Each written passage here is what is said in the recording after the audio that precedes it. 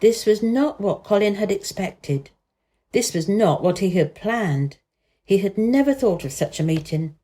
And yet to come dashing out, winning a race, perhaps it was even better. He drew himself up to his very tallest.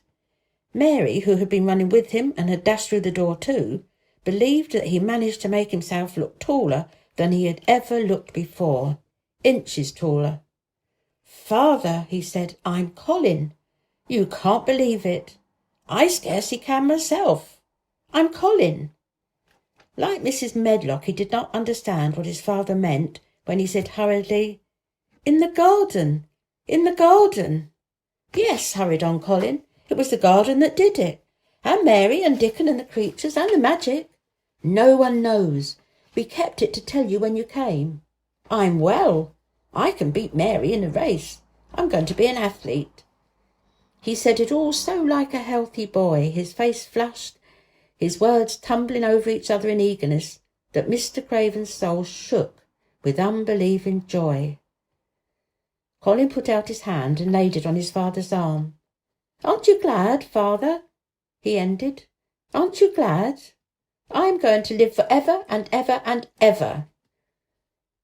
Mr. Craven put his hands on both the boy's shoulders and held him still. He knew he dared not even try to speak for a moment. "Take me into the garden, my boy," he said at last, "and tell me all about it." And so they led him in. The place was a wilderness of autumn gold and purple and violet and flaming scarlet, and on every side were sheaves of late lilies standing together, lilies which were white or white and ruby. He remembered well when the first of them had been planted, that just at this season of the year their late glories should reveal themselves. Late roses climbed and hung and clustered, and the sunshine deepening the hue of the yellowing trees made one feel that one stood in an embowered temple of gold. The newcomer stood silent, just as the children had done when they came into its greyness. He looked round and round. "I thought it would be dead," he said. "Mary thought so at first," said Colin, "but it came alive." And then they sat down under their tree, all but Colin, who wanted to stand while he told the story.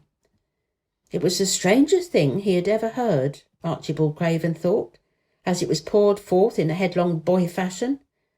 Mystery and magic and wild creatures, their weird midnight meeting, the coming of the spring, the passion of insulted pride which had dragged the young Rajah to his feet to defy old Ben Weatherstaff to his face, the odd companionship, the play acting, the great secret so carefully kept. The listener laughed until tears came into his eyes, and sometimes tears came into his eyes when he was not laughing. The athlete, the lecturer, the scientific discoverer was a laughable, lovable, healthy, young human being. "Now," he said at the end of the story, "it need not be a secret any more. I dare say it will frighten them nearly into fits when they see me, but I am never going to get into the chair again. I shall walk back with you, father, to the house." Ben Weatherstaff's duties rarely took him away from the gardens, but on this occasion he made an excuse to carry some vegetables to the kitchen and been invited into the servants' hall by Mrs. Medlock to drink a glass of beer. He was on the spot, as he had hoped to be, when the most dramatic event Misselthwaite Manor had seen during the present generation actually took place. One of the windows looking upon the courtyard gave also a glimpse of the lawn. Mrs. Medlock, knowing Ben had come from the gardens, hoped that he might have caught sight of his master, and even by chance of his meeting with Master Colin.